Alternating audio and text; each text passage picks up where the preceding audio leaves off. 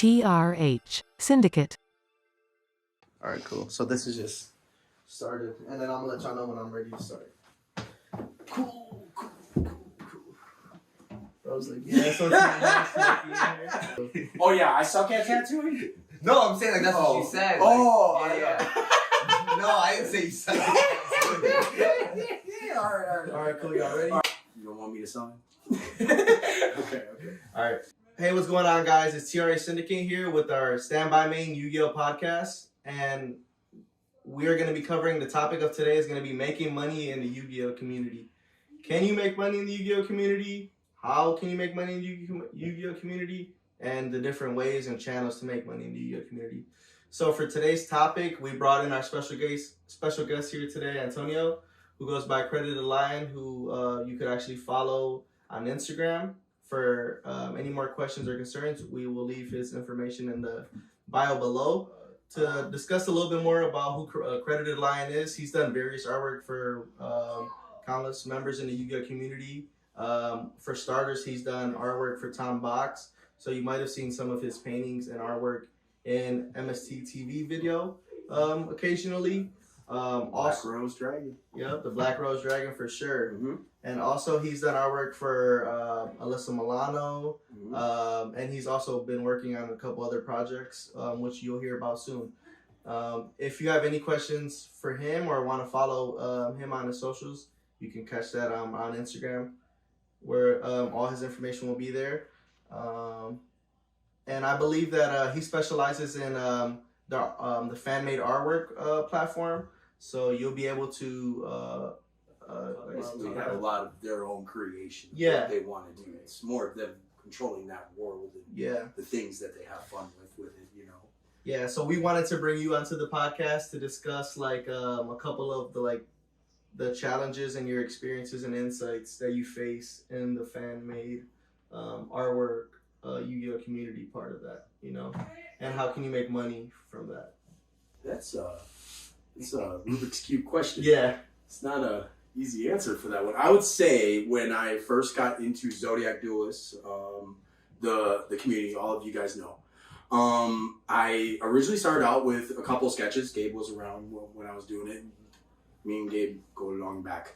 So when I did the sketches, the community was very supportive. And ironically, one day, I think I was at a play test with my friends at Yugioh, and I just asked the Zodiac community, would anybody like to buy it? Originally, there was just a wave of yes. Just a lot of yeses. It came out of nowhere. So I didn't really pay too much attention to it. I really was like, oh, okay, like it's the internet. How serious am I going to take you right now? Yeah. And then messages came. And you just had a flurry of messages. And it is real consistent. It's just, I would say it's a grind. It's not exactly an easy thing, because innovation and art are two things that are tied together. And after a while, I will admit the struggle part where in the community is that when I was doing artwork, people were claiming, oh, he's just copy and pasting. He's just grabbing designs that are on the cards already and just kind of doing it his way. It's very first grader. So when that issue happened, I had to kind of look at myself and be like, okay, well, we can't do that. Yeah. So, you know, at that point, you kind of grab hands on it and try and innovate to a different way. Every content creator, I would say, in the community right now, struggles with those issues of innovation and copying. And it's probably a prominent issue in the internet in general, but for us as commission artists, trying to bring something to the table that's original, but not too much where we have to worry about copyright issues. And that's where the line kind of gets really great for everyone. As a commission-based artist, what do you think is a good way that you know, you can get started in this line of work, or you know, kind of any tips or advice you'd have for somebody who wants to start doing commission-based artwork in the Yu-Gi-Oh? I think it's not too hard. I think it's very easy for almost anybody to do it. I don't ever want to say there's a line, or I don't want to ever say that there's a bar or something you need to beat. Yeah. Because at the end of the day, when you think about Yu-Gi-Oh as a general art form, not just we're walking away from the TCG world, we're talking about an art form. People have always accredited the show for bad art.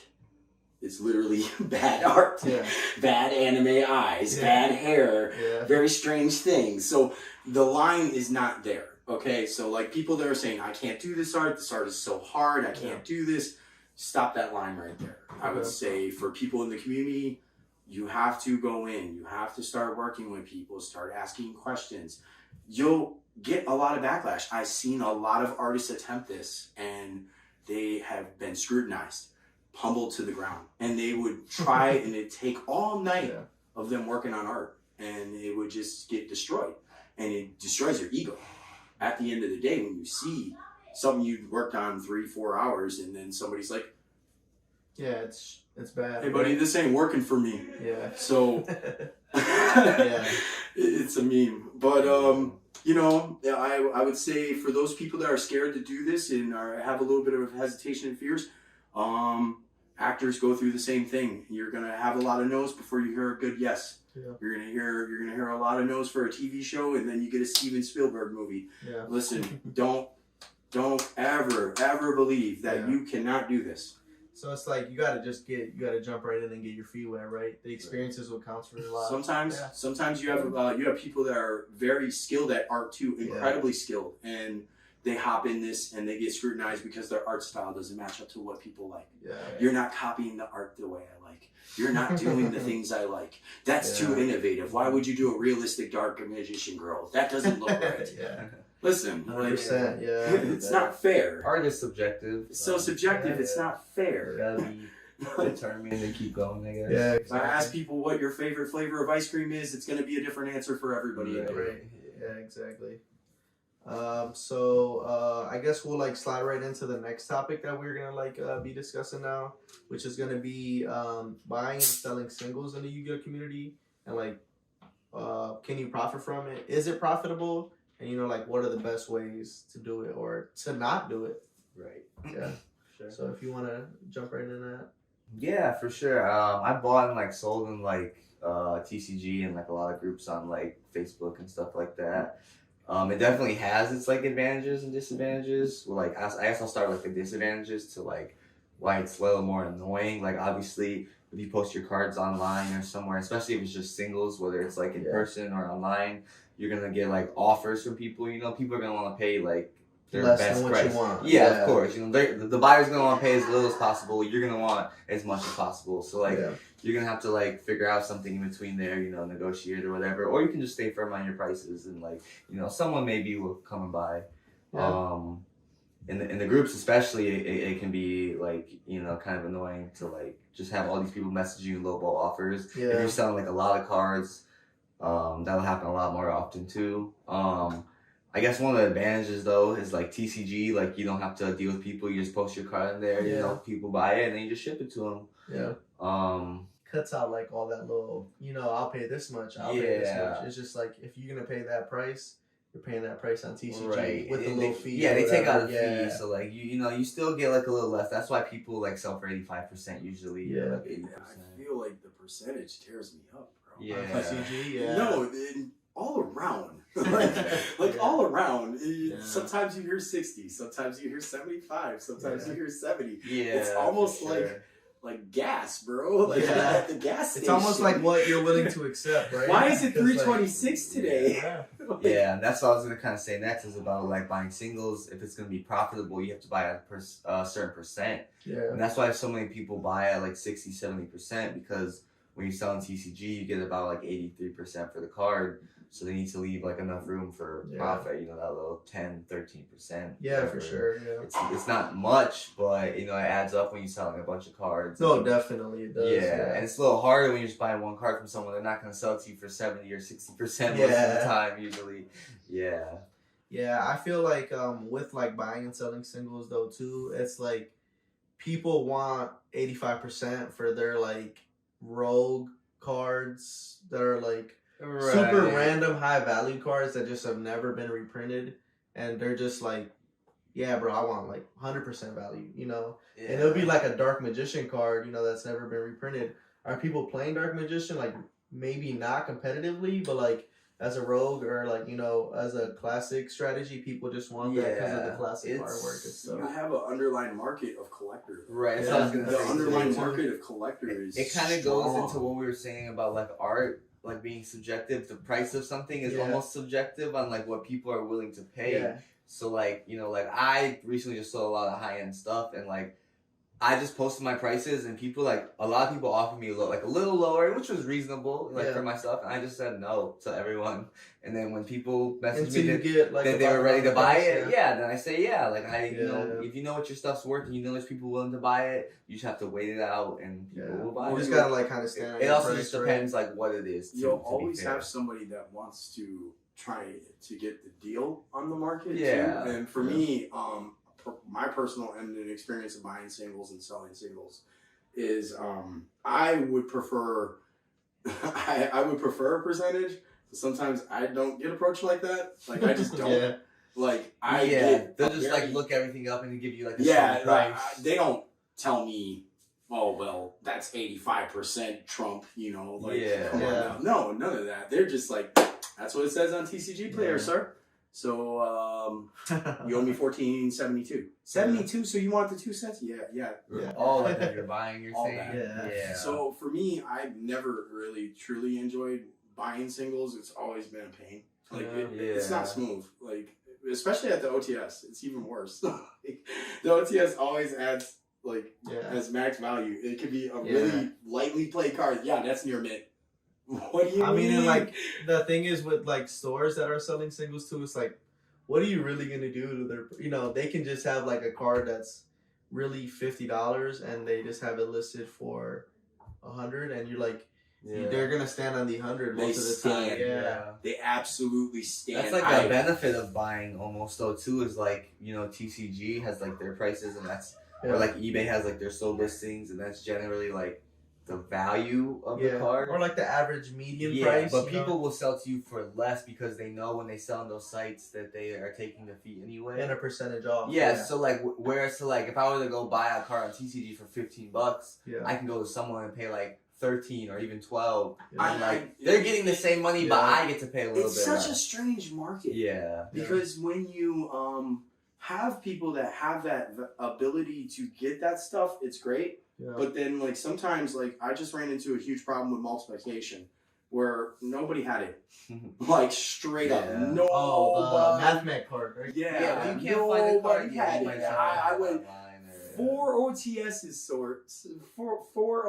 sir, of me going through their ball, being bored, like, just going through. You're like, they're going to have it. It's just a random card, somebody, right? In this bulk, in this 4 bulk bin. And then I go to another OTS and I was like, how old does your bulk get? And they're like, well, we only got stuff from like this year, bro. Like, what do you mean? I need something from 2020.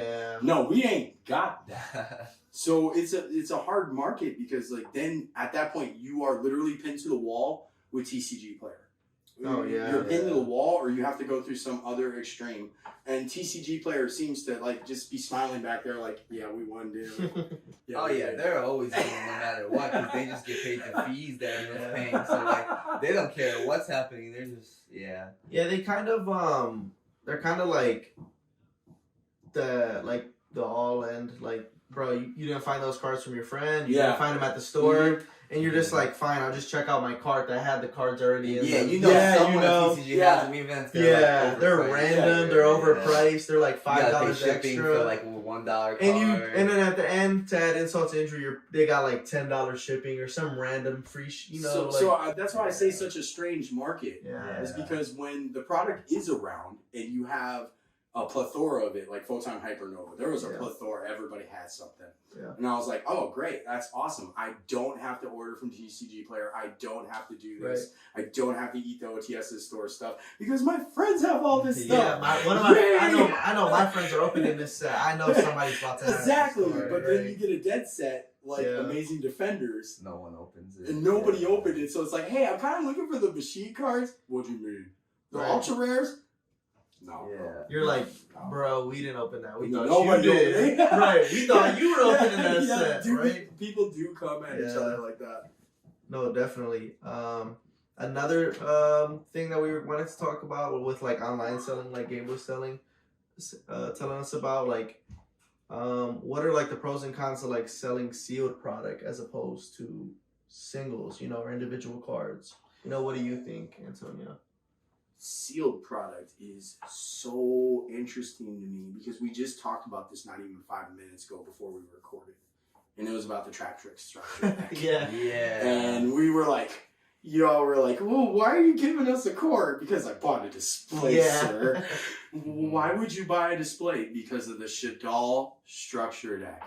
Like in 2020, Gabe, in 2019, Something like that, yeah. Came out with the structure deck, and then you had the scalpers just raid every store, and the structure deck was just scarce. And around that time too, like structure decks were just getting expensive. Like the Dino structure deck was expensive, and it was competitive, right? Yeah, and the like, zombie structure decks, they were like $30 a piece. I would like to say this while we're recording. Thank you, devs of 2019, 2020 Konami. No, they've been doing because those structure decks were like Soul Burner, Dino Smashers, Fury, really Shadal structure deck. I was it, man, bro. And then we missed out on it, and so that structure deck is now $50 on TCG Player, and you're dealing with an over excess on that market. So the Trap Trick structure deck, I think anybody with common sense that has been doing Yu-Gi-Oh long enough will understand that certain products like Soul Burner structure deck, Shadal structure deck, Trap Trick structure deck, Order of the Spellcasters, like those things, you're just not seeing it. Dino Smashers Fury Konami came out of nowhere with the rewave. They did, yeah. They came out of nowhere. And that's and where just it's like kind of scary with that too. Like I think, like your answer to the question was like a different type of thing that he was saying, but it was actually something I was gonna say too. Like you're talking about getting sealed product and like waiting for it to go up, right? Mm-hmm. Yeah, okay.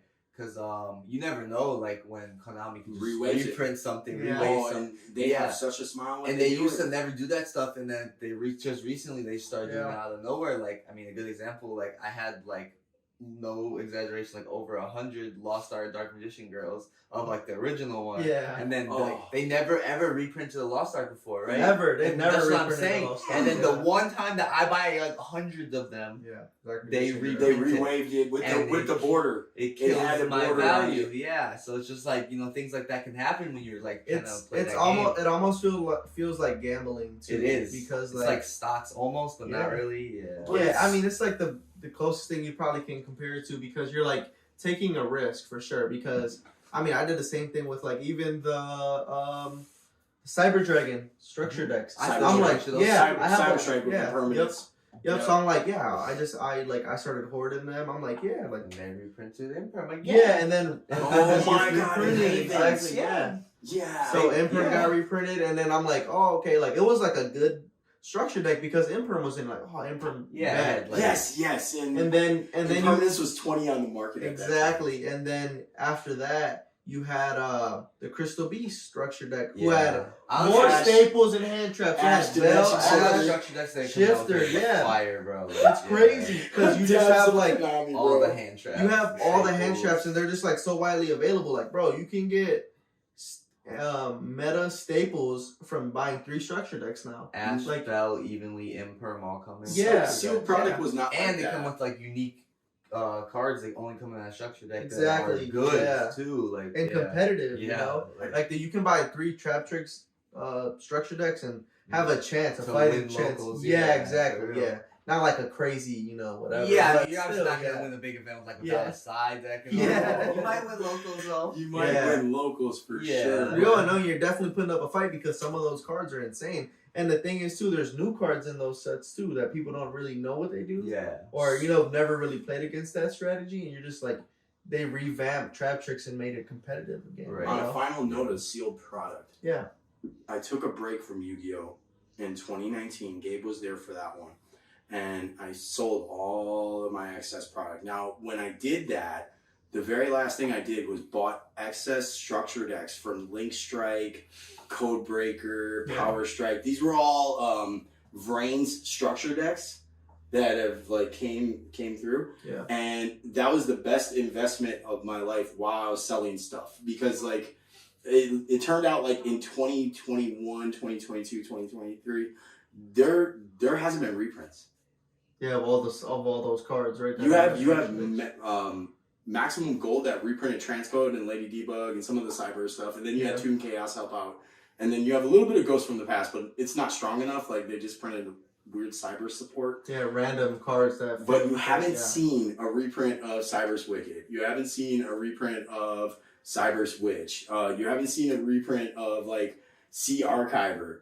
Like weird cards, like really weird that you cards. only find in those structures. You only find those in sealed products. So that's where like buying sealed product at that time kind of wins, because sometimes, like Gabe said, they reprint it. They come out of nowhere if it's really popular. But if it's not popular, it kind of dies in the water and it becomes rare. No, exactly. Yeah. One thing that I would probably add for like sealed product too is like, you know, we were already saying like you're kind of taking a gamble if you're like hoarding it like we have, or that we, or you know, we potentially accidentally did, like Antonio, or purposely, like, you know, I mean, sometimes we're like, this is gonna be crazy, you know, just get the Cyber Dragon structure decks, imperms in them. You know, you're like taking a gamble with that, and like I feel like it can be the same thing with singles.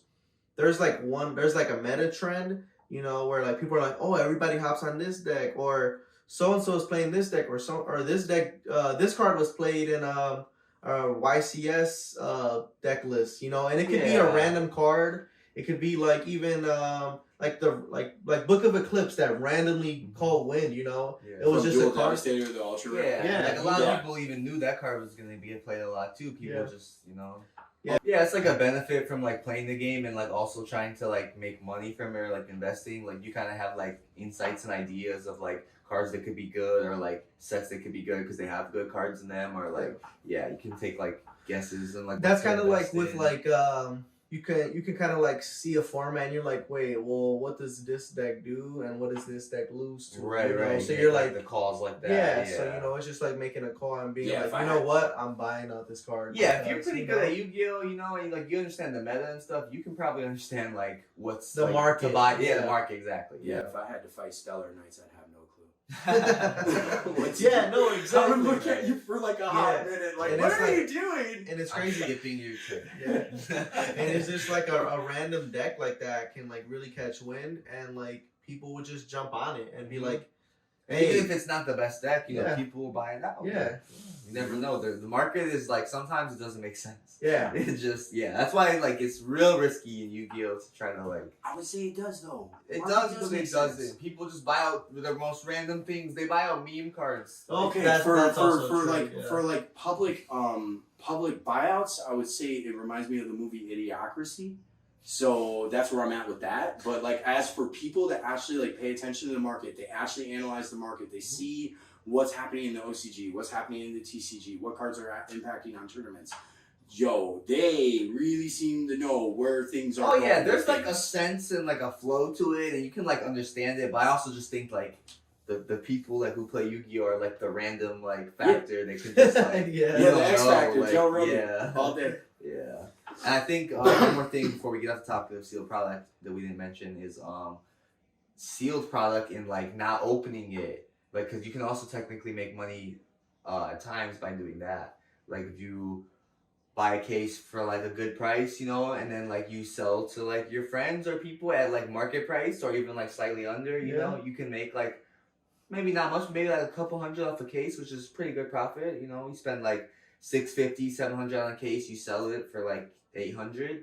That's still making profit money. nonetheless. You probably catch a couple singles off them, off the stuff they open. And know. like I was doing a lot of gaming, and when I was doing professional fighting games, you had to invest a lot into it, and you can't go to GameStop and be like, yo, so I bought this with all the DLC, like $99. Can I get that back? Right. And then they'll just look at you like, $6.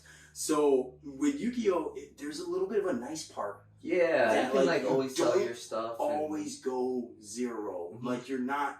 Okay, yeah, you're right. Sometimes you gamble and you're like, I bought these Alubers for $150. And then it's bad. Yeah. But when you always have like something you don't to go sell. zero. No, that's like the nice You thing never too, because neg like out. even when you're playing like with a deck, and even if it costs like, you know, whatever amount, you can at least have something to make back. Like Yu-Gi-Oh is really nice on that part. There's a lot of things people invest hundreds of dollars in, and you don't get it back. Right, You right. just don't. If you invest in 100%. Yu-Gi-Oh pops and you invest in statues, you invest in Yu-Gi-Oh memorabilia products.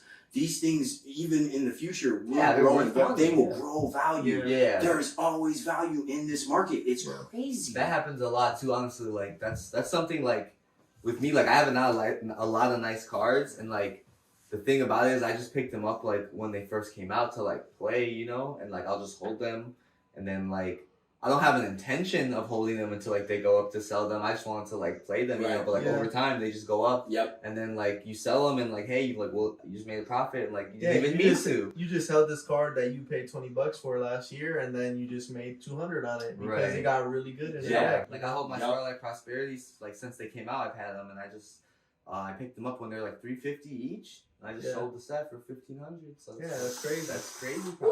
Woo! Yeah, and I got to play them the whole time too. So I Yeah, got like you got your worth though. $1,000 You guys enjoy profit. them, yeah. Plus I played them for like over a year. Like I can't That's the complain. thing about Yu-Gi-Oh that always hits people on product in general is it just never hits that 0 point. And when Right. you're in video games, you have to drop so much. You need the preseason, you need the DLC, you need the Yeah. you need the controller, you need the stupid fridge that comes with it, which costs you $200. You know, and Yeah. you're just sitting there like, can I sell you all this back to GameStop? And GameStop's like, yeah, so I'll give you $10 and a toothpick.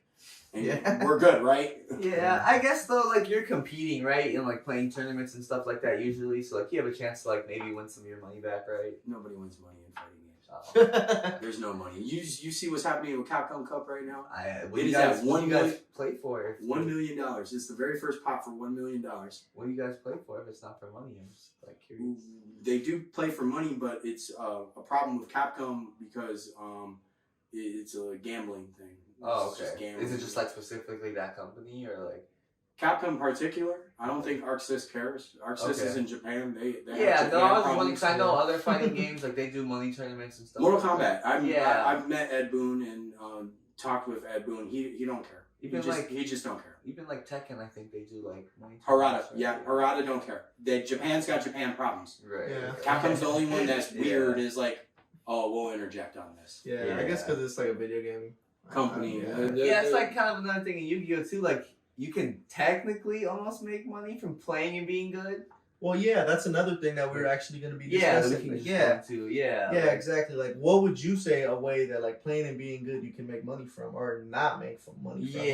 You know? So like it's like another form of investing almost. This but like man has won a lot. I wouldn't think of it as investing because like if I was gonna tell people like if people see like making money off Yu-Gi-Oh and stuff like they might think it's like easy or whatever, but like you would get into the game because you want to play it and you like it. You know, you don't want to get in like, oh, if I'm good, I can win this and this. Like you're not gonna be interested enough to like keep up with everything and like actually be good and win. So. But yeah, like if you are interested and like you're playing for fun and like you win a lot, you can obviously win like depending on what your locals has for prizing, like boxes or prizing or whatever, and then bigger events, of course. Like I'm not gonna say regionals, that's like not even worth like. Yeah. That's You're just like- like for fun. Yeah. You get a mat, a deck box, and a high five. Like Yeah, but I guess for like a YCS, you know, okay. even top 80, Yeah, you depending get like, on where like it's at, how much it costs you. It's gonna Yeah. cost a lot to go, most likely. Yeah. Plane Yeah. tickets, hotel, Yeah. the weekend stay. Yeah. But if you do get top like 8, you get like a couple $1,000s worth of stuff. The prize card, you know, can you sell. get like prize cards, you get Switch. a I was system. literally Yeah. gonna say that the products that you get from Yeah. these events are so. And like if you get exclusive. like first place in the YCS or Nats, you get an ultra prize card and like a bunch of stuff. Like you get the trophy. Like you could probably sell all your stuff and get like $10,000 cash if you Yeah, want. that's realistically. where it can Wow. become Yeah. profitable. Wow. Yeah. No. That's just Yeah. straight up wow. That's crazy, yeah. So like it can be worth it, of course. You know, just it's hard. Oh, yeah. It's really hard. It's like once you get to that level of competing, though, it's like, you know, it's something that you're always aiming to. Yeah, reach, for you know, sure. And strive especially if you just enjoy it, you know, going to like YCS's Nats with your friends and Yeah. stuff, and like you actually have a chance to win and make some good money, then hey, you know, for. Yeah, it just Could be makes like it a makes job. it all even better. Yeah. right. I mean, yeah, I guess you could pretty much, you could like, you know, try and make money by going to these events too and like selling cards because Right. you know you're going to a I would not place- recommend it at YCS's, and that's what we're saying outside of the event. Yeah, of course. outside, yeah. Yes, outside. You know, or if you know people that are going to these events though as well, you know, you're like, hey, you need staples, you need hand traps, you need, you know, a good deck. I have those for you. Hey, it might cost you a little penny. Running events is definitely go and compete. and another way too is like at YCS's and Nats they have like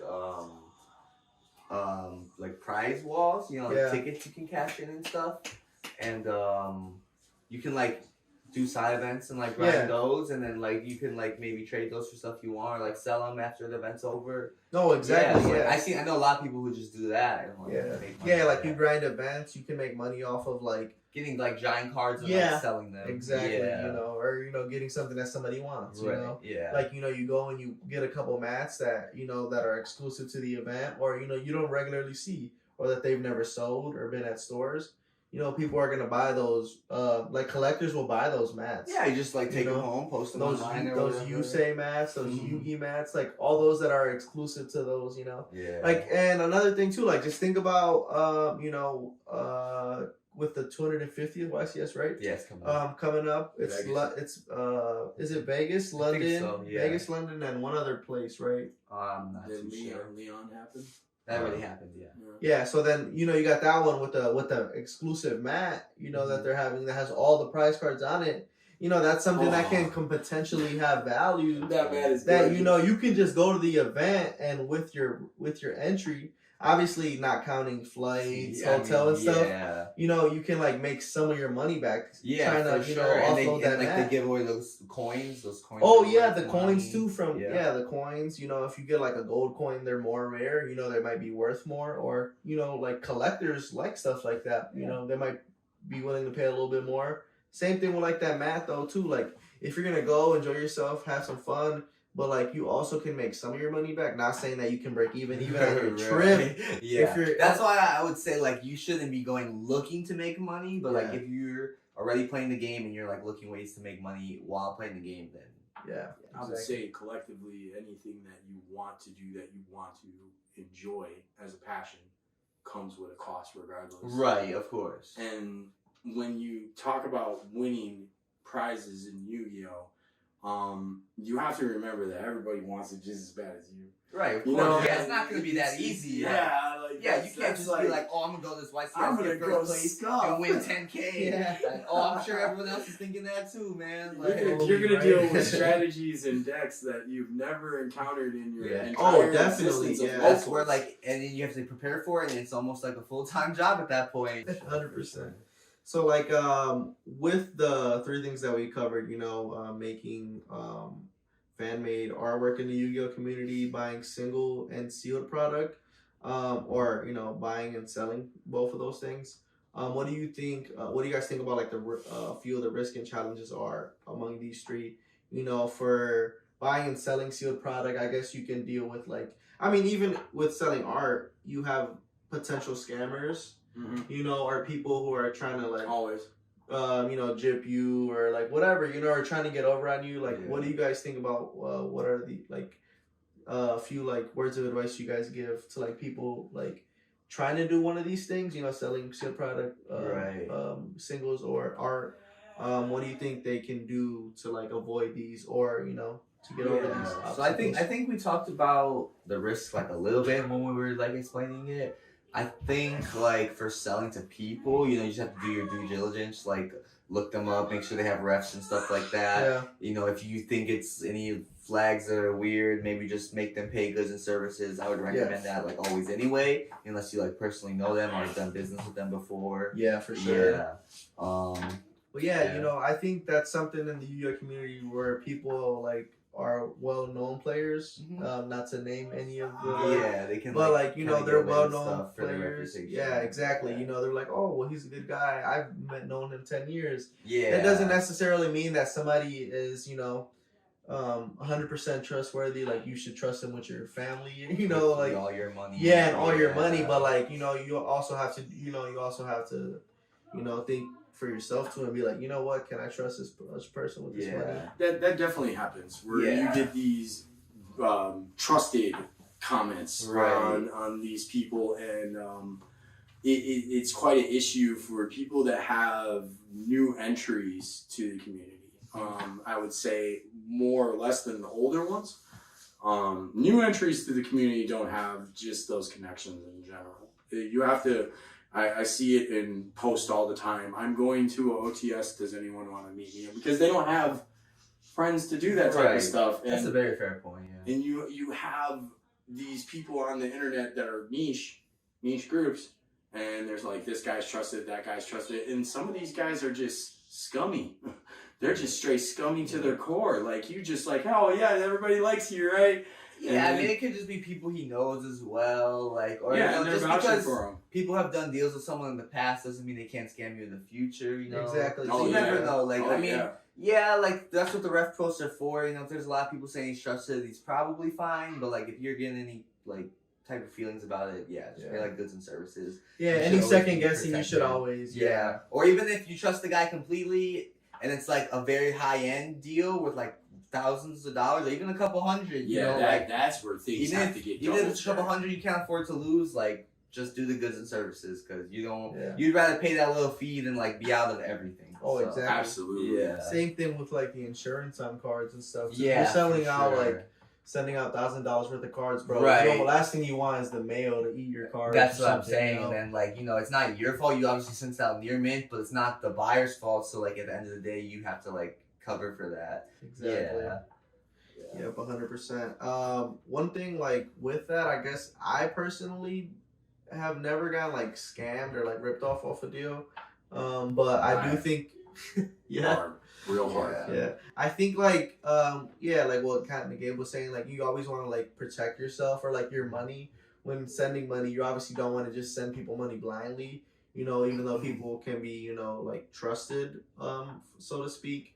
You don't really want to just be, you know, out here sending hundreds of dollars to so and so because they look cool, or you know, whatever. They have a ref with 10 people saying exactly, you know. Yeah.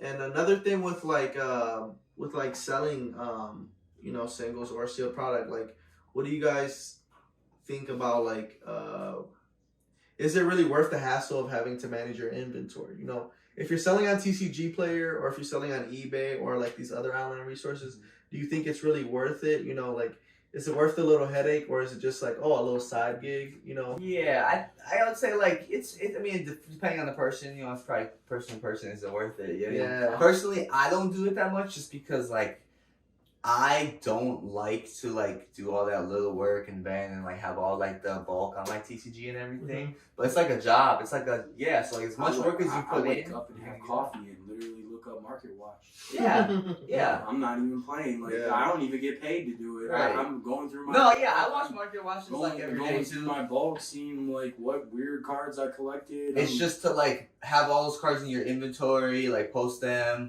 list them. You have to like ship them out every day and like.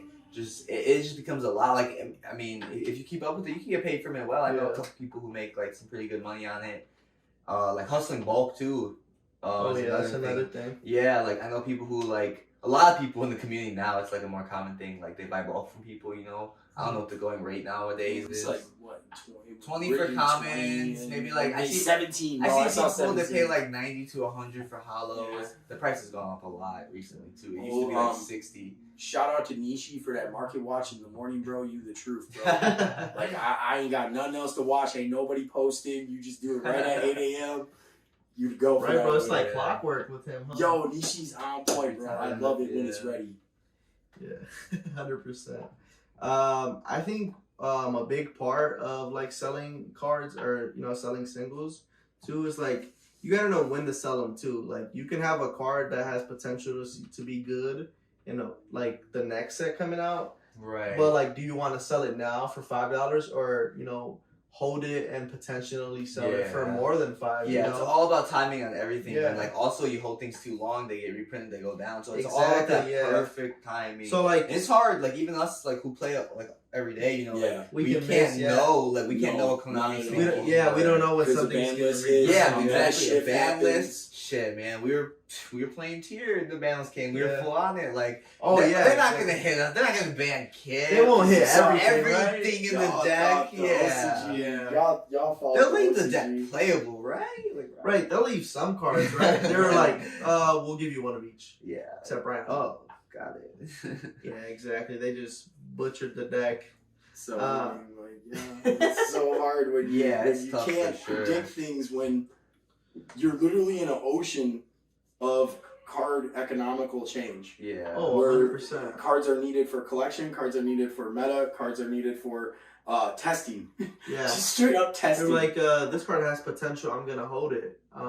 It's worth $5, but I'm gonna hold it because you think it might be better, and then, boom, gets reprinted. Now your card's worth $1. And then you have people Exactly. that are just on Facebook like, hey guys, let's buy all out the Frightful Krakens. Oh, So, yeah, you exactly. know, you have a Yeah, market. people, they try to buy out anything. It's The just- market is always fluctuating. Mhm. It can't be because it's literally like the card game, bro. Yeah, it's crazy. It's like the card game. It's just all chaos sometimes. I will say, I feel like Yu-Gi-Oh is like a game where, like, unless you have a store, of course, or something like that, it's like a game where, like, you're not really trying to make money off the game unless, like, you play it. Unless you're, like, an artist or something, that's, like, a little different, too, because you don't have to play it, obviously. Yeah. But, like, if you're trying to, like, make money off cards and product and stuff, you have to, like, know the game, like, pretty well. So Yeah. it's kind of like... You do have to know the Yeah. game very well. You can't just hop into it like Pokemon. and Yeah, say, Let's exactly. buy all the Charizards Right, out. yeah. Let's go in. You Oh, can't- yeah, That's not 100%. going to work in this game. Yeah. 25th anniversary, baby! Yeah.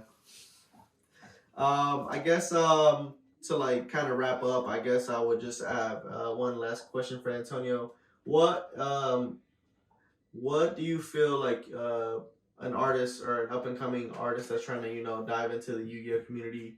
What do you think are some channels or ways to get noticed or ways to like sell art? Selling art. See, that's like the number. I even Googled the question myself. Right. Like, Yeah, I hey, think that's Google. probably the hardest thing about like becoming an artist or like a content creator or anything. It's just like getting known. Like you really gotta put yourself out there. Yeah. I would say, in order to gain ground footing for gaining art in the Yu-Gi-Oh community, there's a couple gray lines with it because I had this discussion with Tom Box himself where you can't exactly follow everything that Konami's doing to the teeth. So you have to bring innovation and you have to bring different things to the table. It's the same thing like we started the episode of me talking about innovation and how the content creators have all the same issues. So for artists coming into the community, you have to start with a small group and grow from that. Start taking small steps and grow from there, and you will gain a footing. Every artist that I've seen that is pretty much dived into Yu-Gi-Oh! Because it's not as, I'm not saying it's not as big as the Pokemon community. What I'm saying is that it's a little bit more niche, and everybody does pay attention to each other. We all kind of know everyone's thing a little bit. Like, we don't particularly follow everybody's motions or things that they do, but we do acknowledge that they are in the community. They do these things, they do that. And there's a couple of real weird people. Like, when you think about it. Oh, 100%. Yeah. As for artists gaining footing, I started, a lot of people in Zodiac started asking me that they wanted themselves as Yu-Gi-Oh characters with their archetypes. I always found that very wholesome and great. So maybe for people that want to gain that attention from the community, gain that attention from these from people that want the art, you want to just kind of just put yourself a little bit out there, ideas, concepts, see how people bounce back, responses, and then maybe ask people, would you like me to do something for you? Would you like me to make something for you? I think Tom Box, when he was going through, he had a real bad sickness. This was before COVID, guys, in like 2019. And this is how I got to know him, by the way. And he like got really sick, and he like posted a video of him sick. And I was like, bro, don't do that. And he actually had a discussion with me. He just sat and talked about things. And I was so struck because I'm like, yo, you're like Tom Box. And he never really, even when we went to YCS and I went to go meet him up and everything, he just doesn't have that attitude towards it. Yeah. He's just a really busy guy. A lot of people like him and know of him, of what he does. Mm-hmm. But I found it really wholesome that that's how our relationship really started, was him being sick. And I was like kind of concerned for him, like, just don't do this, but cool. Him being a humble person and people in the community being able to talk to each other.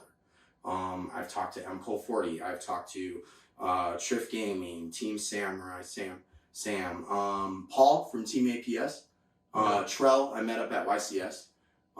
He was busy.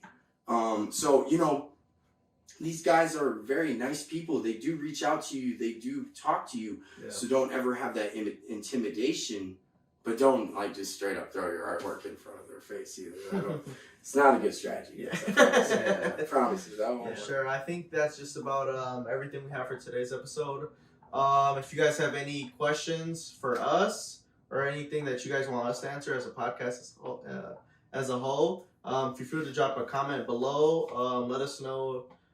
Is there something that we missed? Is there something that we didn't discuss in today's podcast that you like? Oh wait, you guys didn't even talk about this aspect of Yugioh. We can try and go over that for you guys, or just share your experience making money or losing money in the Yu-Gi-Oh community, right? Yeah, so that could literally be a video. And within itself, right? That's like literally you just literally named, alone. you just literally named episode like 5 right there. Exactly, yeah. All right, well that's it, guys. Peace. See you guys.